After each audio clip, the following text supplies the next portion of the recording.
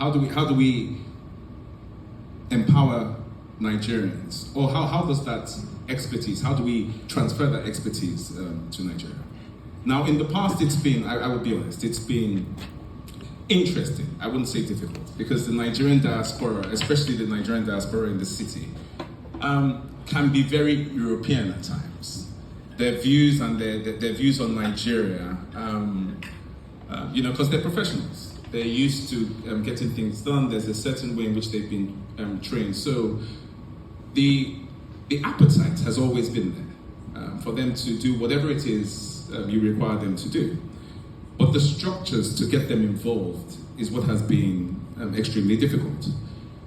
What we have seen, or what we're working on, is we have seen how Nigerians and Africans in diaspora have come together to invest in technology companies, for example. We've seen a massive rise in Africans in diaspora investing in technology companies. And this has happened over the last 4 or 5 years, right?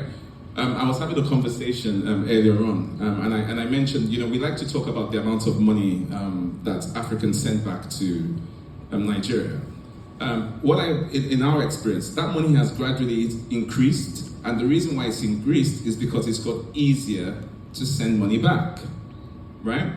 The reason why the investment has gone into technology companies in Africa is because a group of people came together to make it easier, right? They organized themselves to make it easier for the African diaspora to see the opportunity and then invest their capital. And that's exactly where we are now. The reality is that the appetite has always been there from the diaspora to take part in whatever way, in whatever way they can, which is why we think policy is extremely important.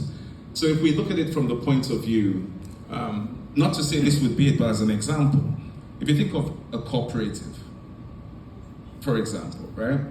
There's something that we always say. We say it's, especially us that are the investing field, we say we don't want aid to foreign investors. We want investments, right? We say that. It's our line.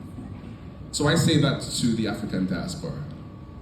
Your people don't just want you to keep sending remittances to pay for the school fees and we're going to have to do a bit more. So if you look at that, it's not aid, but we are sending it to our friends and family to help them in whichever way is possible. So we say the same thing that we say to the foreign investor to us. It's going to be a bit more difficult, but not ridiculously difficult, because technology has put in things to enable us monitor investments, to enable us share amongst ourselves.